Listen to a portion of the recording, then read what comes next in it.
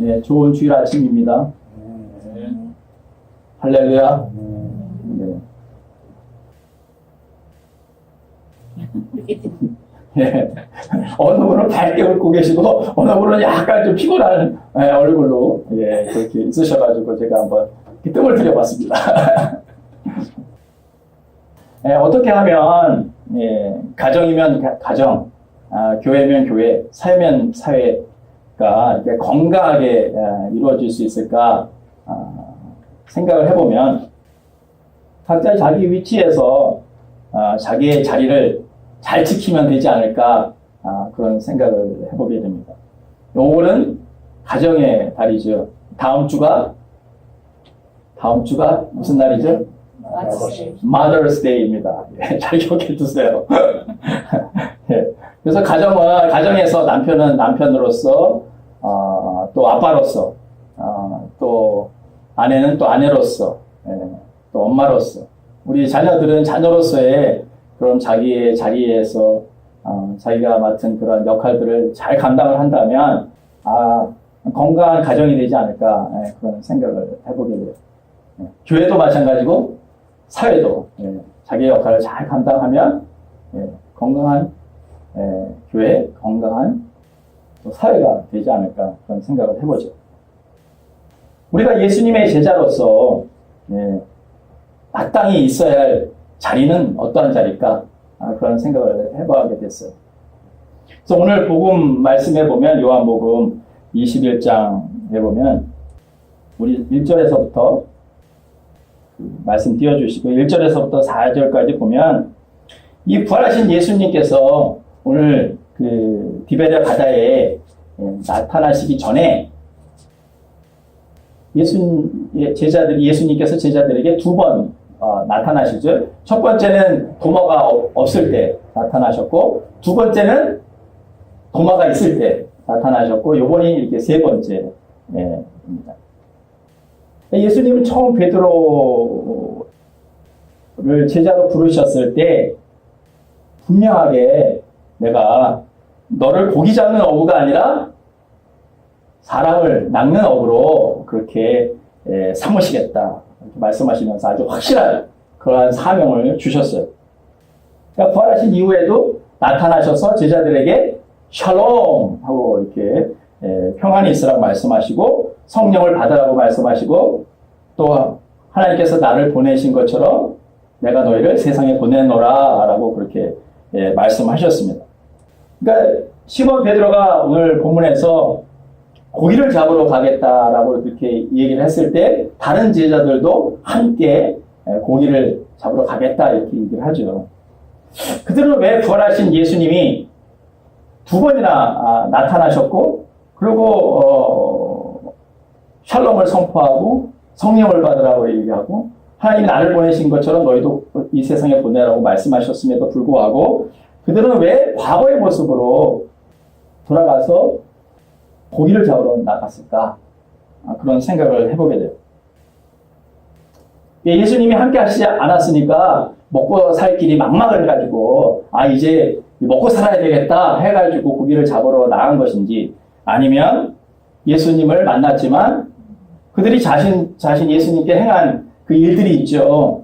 그것이 너무나도 부끄럽고 또 창피하고 또 주님 앞에 이렇게 감히 다시 주님 앞에 서기가 조금 이렇게 자신이 없어서 그런 것인가, 아니면 예수님이 함께 하시지 않으니까 도대체 제자들은 무엇을 해야 될지, 어떻게 살아야 될지에 대한 분명한 어떤 사명이 없었기 때문에 그런 것인가.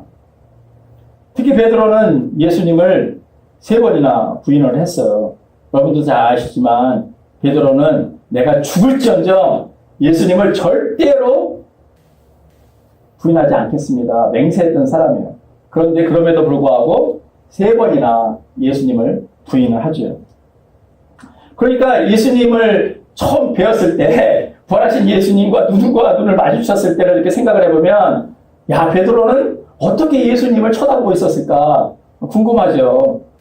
그렇게 부인했던 그런 주님이 부활하셔가지고 자기 앞에 딱 있으니까 얼마나 부끄럽고 창피했을까 그런 생각을 해보게 되죠.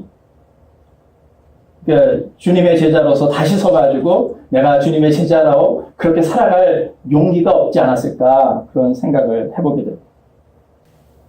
근데 3절 4절에 보면 첫 번째도 주님을 만났을 때 첫 번째도 그렇고 두 번째도 그렇고 밤새 고기를 잡으려 했지만 어떻게 해요?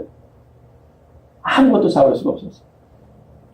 그러니까 부활하신 예수님께서 이 디베레아 이 바닷가에 서 계셨는데 가까운 거리에 있었음에도 불구하고 어느 누구도 예수님을 알아보는 사람이 없었어요.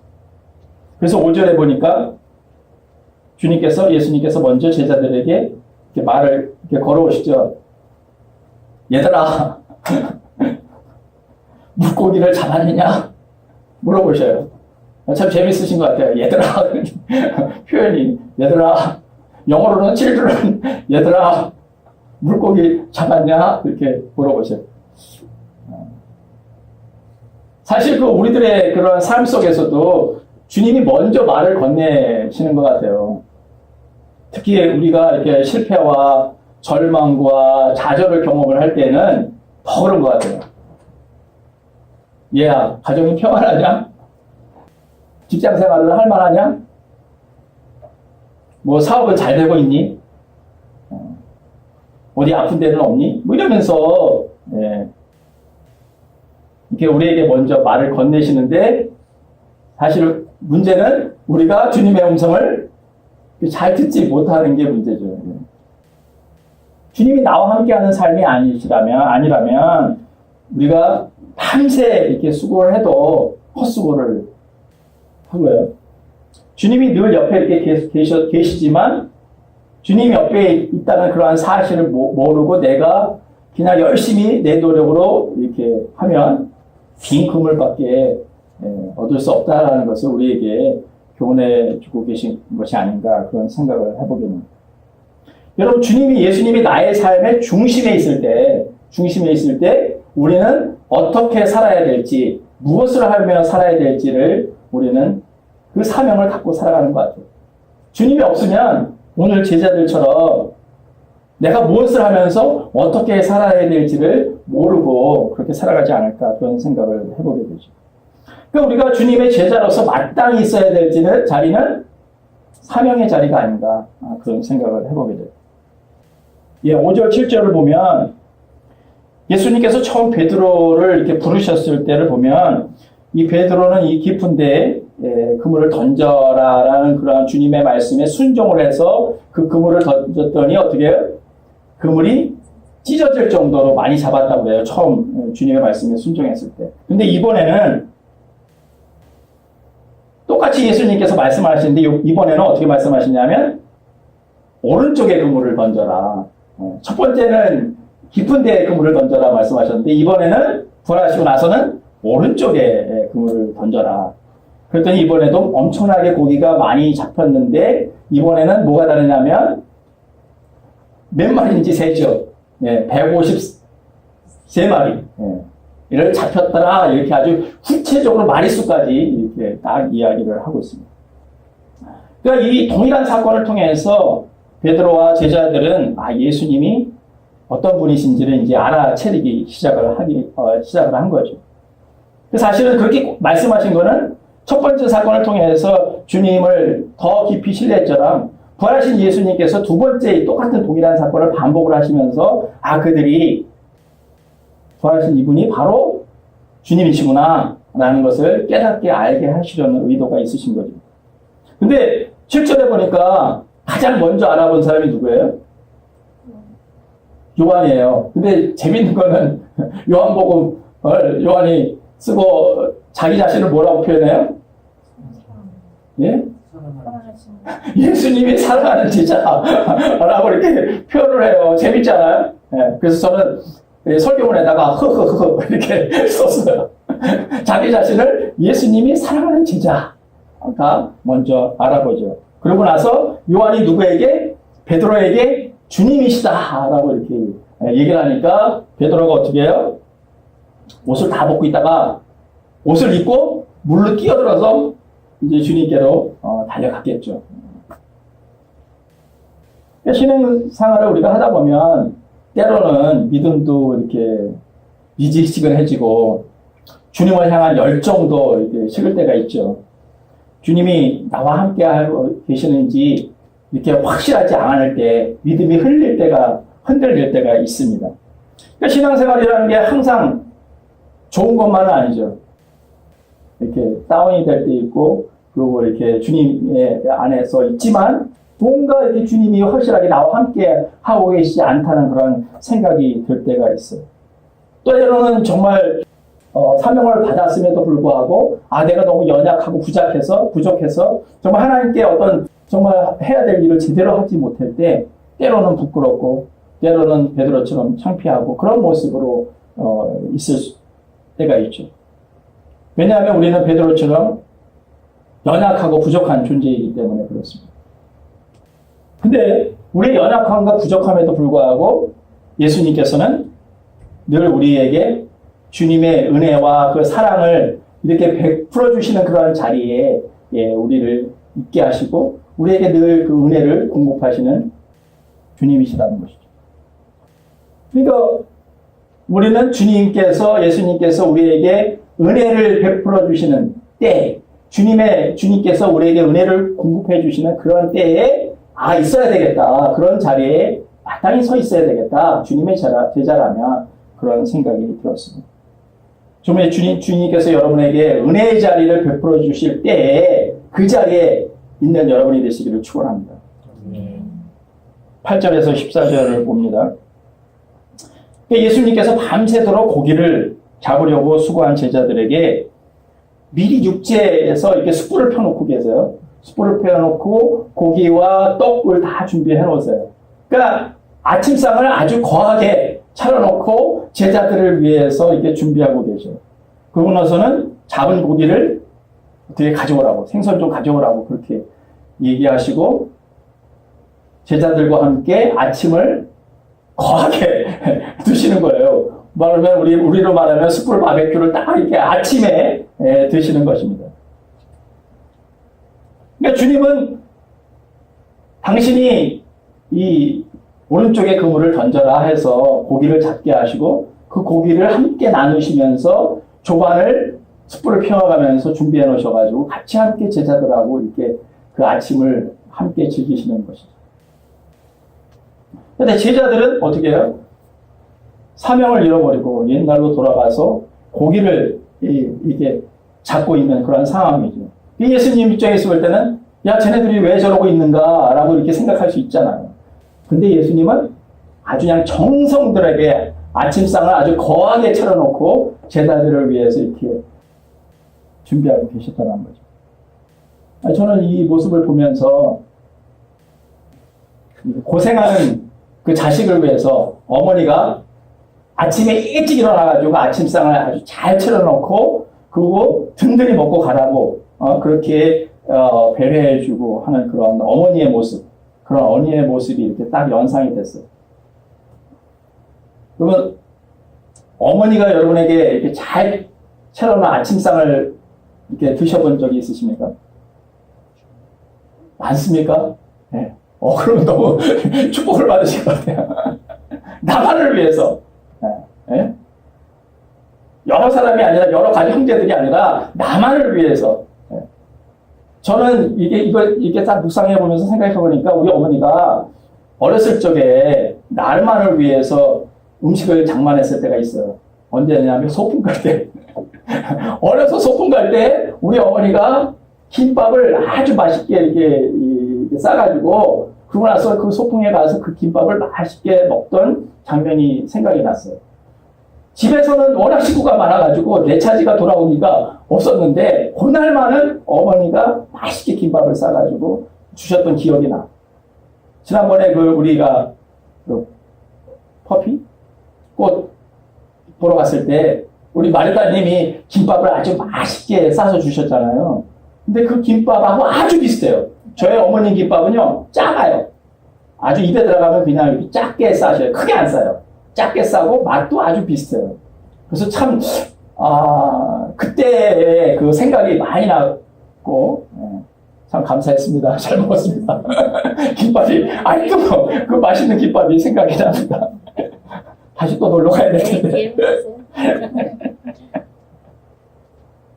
그래서 참 그 제자들을 위해서, 다 도망갔던 제자들 있잖아요. 예수님을 다 배반했던 제자들인데, 그 제자들을 위해서 숯불 펴놓으시고, 생선도 준비해 놓으시고, 떡도 해서 아침장 거하게 준비해 놓으셔서, 그 제자들에게 먹이시는 그 예수님을 이렇게 생각을 해보니까, 참 우리 예수님은 참 자상도 하시고, 참 사랑도 많으신 분이시구나. 그런 생각을 해보게 됐어요. 나 같았으면, 내가 예수님의 입장이었으면, 야, 내가 너희들 3년 동안 같이 함께 지나면서 내가 물을 포도주로 바꾸고 오병이어의 기적도 행하고 내가 물을 건너지도 않았니? 그리고 내가 심지어 나사로가 죽었을 때 내가 나사로까지 살렸던 하나님 내가 아니냐? 그리고 부활하셔서도 내가 너희들에게 2번이나 나타나서 특히 도마에게는 내가 이 못자국까지 다 만져보라고 하지 않았냐? 그럼에도 불구하고 너희들이 어떻게 이 사명을 잊어버리고 옛날로 돌아가가지고 물고기 잡으러 그렇게 가냐? 그러면서 그냥 이 밥상을 잘 차려놓지 않고 고기 잡은 고기 그냥 탁 던지면서 얘다 이거 실컷 먹어라 그러고 고기를 확 던져버리지 않을까 저 같았으면. 근데 예수님은 그렇게 행하시지 않으시고 미리 다 숯불 펴놓으시고 생선 준비하시고 떡까지 준비하셔가지고 아주 그냥 잘 차려놓고 제자들을 맞이해 주시잖아요. 근데 우리가 무엇을 해야 될지, 어떻게 살아야 될지, 내가 무엇을 위해서 살아야 될지 그 모르는 그때에도 정말 예수님께서는 그들을 위해서 조반을 잘 이렇게 준비해 놓으시고 그들이 다시 그들 안에 있는 그 패배감과 절망감 가운데 있는 그 마음을 회복의 자리로 그렇게 이끄셔서 다시 하나님의 사랑을 회복하도록 그렇게 이끄시는 그 주님의 그 사랑과 은혜를 저는 보게 됐어요. 그러니까 우리가 때로 넘어지죠. 우리가 신앙생활을 하면서 넘어지지 않는 사람이 어디 있겠습니까? 때로는 내가 내 믿음이 연약한 것 같고 내 모습 보니까 내 꼬라지 보니까 이거 뭐 주님의 제자로서 이거 뭔 일 하겠나 이런 마음 들 때도 있고 절망감이 들 때도 있는데 주님은 우리에게 그럴 때일수록 어떻게 해요? 우리를 회복의 자리로 쫙 이끄셔가지고 그냥 회복할 수 있는 자리 한 당 다 차려놓으시고 그리고 우리를 맞이하고 계신다는 사실이죠. 그럼 그런 걸 생각한다고 그런다면 주님이 마련하신 그 자리에 우리는 어떻게 해요? 그 회복의 자리에 마땅히 있어야 되지 않겠는가. 그러니까 우리가 주님의 제자로 있을 때 때로는 넘어질 수 있죠. 때로는 실족할 수 있지만 주님이 우리에게 회복의 자리로 초청하실 때마다 우리는 그 자리에 서 있어야 되지 않을까. 그래서 늘 정말 주님의 그 은혜로 주님의 사랑으로 충만한 그런 삶으로 회복되어야 되지 않을까 그런 생각을 해보게 되었습니다. 예수님께서 이제 그 아침을 이렇게 다 그냥 거하게 먹고 나서 그러고 나서 이제 주님의 그 제자로 그 회복된 그 자리 바로 그 자리에서 뭐라고 제자들에게 물어보냐 하면 특별히 베드로에게 네가 여기 있는 모든 사람보다 나를 더 사랑하느냐? 물어보셔. 그것도 한 번도 아니고 3번을 물어보셔. 그러면서 뭐라고 그러냐면 내 양을 먹여라. 내 양을 쳐라. 라고 말씀하시고. 그러니까 주님의 사랑으로 회복한 사람, 주님의 사랑으로 은혜로 충만한 사람은 해야 될 일이 뭐냐 하면 양을 먹이고 양을 치는 일이라는 거예요. 그러니까 주님은 늘 우리를 주님의 사랑 가운데 은혜 가운데 머무르게 하시고 당신이 하셨던 그 일을 우리에게 맡겨주신다는 거죠. 그러니까 양을 먹이고 양을 치는 것이 우리가 감당해야 될 사명의 자리라는 거예요. 근데 양을 한번 먹여보신 분들은 아시겠지만 양을 한번 쳐보신 분은 아시겠지만 한 영혼을 섬긴다는 것이 얼마나 어렵습니까? 그리고 양을 섬기고 양을 이렇게 치는 일이 먹이는 일이 목회자만의 일이 아니죠. 분명히 오늘 말씀해 보면 주님의 제자가 해야 될 일이라고 말씀하셨어요. 목회자가 해야 될 일은 당연하지만 목회자라고 말씀하시고 주님의 제자라면 너는 이제 어떻게 해요? 내 양을 먹여라. 내 양을 쳐라. 라고 말씀하시고요. 근데 우리가 성경 보면 알지만 어떻게 해요? 내가 내 힘으로 내 노력으로 한 영혼을 사랑할 수 있습니까? 처음에는 막 사랑하려고 막 섬겨보려고 노력을 하죠. 근데 하다가 보면 어떻게 해요? 야, 이건 내 힘으로 할 수 있는 일이 아니야. 그리고 이렇게 포기해버리죠. 근데 주님의 사랑으로 회복되고 내가 주님의 사랑으로 충만하면 어떻게 돼요? 이제 할 수 있는 거예요. 섬길 수 있는 마음이 생기는 거예요. 사랑할 수 있는 마음도 생기고 사랑할 수 있는 능력과 힘도 생기는 거예요. 그러니까 우리는 주님께서 우리를 회복의 자리로, 사랑의 자리로 회복시키셔서 우리를 양을 먹이고 양을 치는 그 일, 그 사명의 자리로 우리를 이끄셔서 그 사명을 감당하게 하게끔 하시려는 그런 의도가 있으시다는 것이죠. 그리고 주님께서, 예수님께서 이제 마지막으로 베드로에게 말씀하셔요. 오늘 본문에는 없지만 바로 그 뒤절에 네가 젊었을 때는 네가 원하는 삶을 살았지만 이제는 네가 원하는 삶을 살지 않고 내가 원하는 그 사명을 감당하며 살게 될 거야 라고 그렇게 말씀하시고 사도 베드로는 그렇게 살다가 순교합니다. 오늘 사도행전에 보면 사도 바울의 이야기가 나와요. 주님을 만난 그 이야기가 나옵니다. 9장인데요. 이 다메섹 도상에서 부활하신 예수님을 만나고 사도 바울은 완전히 부활의 증인으로 바뀌죠. 그리고 그 사명을 받게 돼요. 그래서 15절에 뭐라고 얘기하냐면 사도 바울은 이방인을 위해서 그리고 그 임금들을 위해서 이스라엘 사람들을 위해서 내가 택한 나의 이름을 전하려고 내가 택한 그릇이다라고 말씀합니다. 그러니까 사도 바울도 예수님의 그 사랑을 깨닫고 나서 사명자로 서게 된 것이죠. 사랑하는 교회 여러분, 우리가 주님의 제자라면 우리가 마땅히 있어야 될 자리는 은혜의 자리, 그리고 주님의 사랑을 회복하는 자리죠. 그리고 사명의 자리. 그러니까 우리가 늘 주님의 제자로 있다고 한다면 우리 안에 있어야 될 것은 정말 이 베드로가 예수님을 딱 알아차리고 나서 그냥 물에 뛰어들어가지고 주님께로 달려가잖아요.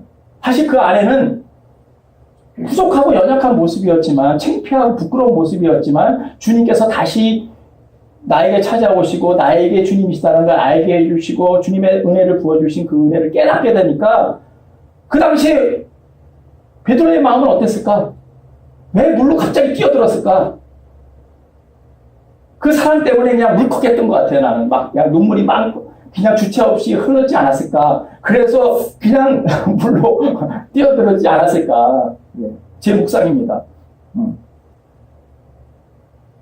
그러니까 우리가 정말 주님의 제자로 살아가는데 때로는 절망하고 낙망하고 연약하고 실패할 때도 있지만 주님은 늘 우리를 은혜의 자리로 회복의 자리로 이끌어 주셔서 다시 제자로서의 삶을 살 수 있도록 사명의 삶을 살 수 있도록 우리를 그렇게 이끄신다는 거예요. 사랑하는 교회 여러분, 은혜의 자리에 그리고 주님께서 초청하는 그 회복의 자리에 그리고 사명의 자리에 서 있는 우리 모두가 되기를 예수님 이름으로 축원합니다. 그럼 이것이 우리가 살아가야 될 이유이고 목적입니다. 그것이 주님의 제자로서 이 땅에서 살아가야 될 이유입니다. 기도하겠습니다.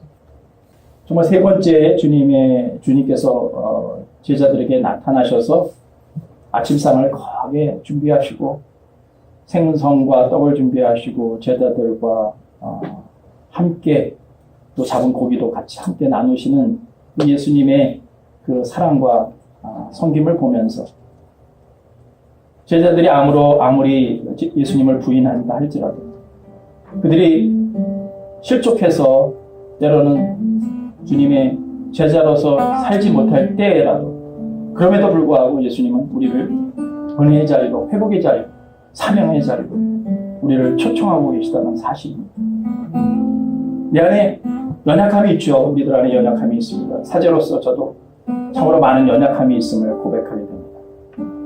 오늘의 말씀을 묵상하고 오늘의 말씀을 생각해 보면서 주님은 그럼에도 불구하고 저의 연약함과 부족함에도 불구하고 늘 은혜의 자리, 회복의 자리, 사랑의 자리, 사명의 자리로 우리를 이끄신 참으로 좋으신 예수님이시라는 그 사실을 또 고백하게 됩니다. 참으로 연약하지만 또 넘어지는 아버지 하나님 부족한 자이지만 늘 사랑으로 우리를 품으시고 내 사랑하는 아들이라고, 내 사랑하는 딸이라고, 너는 나의 제자라고 말씀하셔서 오늘도 정말 그 말씀 붙잡고 양을 먹이고 양을 치는 일에 또 헌신하며 나를 위해 살아가는 존재가 아니다. 오늘도 내 안에서 역사하시는 그 주님을 위해서 살아가는 그런 존재로 또 살아가겠다는 고백을 하게 하셔서 참으로 감사합니다. 여기 있는 우리 모두가 한 번 왔다가 한 번 가는 이 인생길에서 나를 위해 살아왔던 시간들이 있었다면 나머지 삶은 주님을 위해서 우리 지체들을 섬기며 사랑하며 이 세상에 죽어가는 영혼들을 위해 양을 치는 그 일을 감당하는 하나님 우리 모두가 될 수 있도록 저희 모두를 축복해 주시옵기를 간절히 기도합니다. 우리의 힘으로 우리의 능으로 될 수 없음을 고백합니다. 내 힘으로 아무리 사랑하려고 하고 노력을 해봐도 사랑할 수 없고 포기할 수밖에 없는 하나님 그러한 존재임을 고백합니다. 그러나 예수님께서 나와 함께 하시고 성령께서 나와 함께 하셔서 정말 능력 주시는 자 안에서 모든 것을 할 수 있습니다 라는 그 고백이 우리 모두의 고백이 되게 도와주시고 다시 주님의 그 첫사랑으로 주님의 사랑으로 회복되었습니다. 주님께서 우리들에게 맡겨주신 그 사명의 자리에 서 있는 우리 모두가 되기를 간절히 소망합니다. 여기에 모인 우리 모두에게 주의 은혜를 더하여 주십시오. 저희를 충만케 하여 주십시오. 저희를 축복하여 주시옵소서. 그렇게 하실 그 주님을 찬양합니다. 예수님의 이름으로 기도드렸습니다.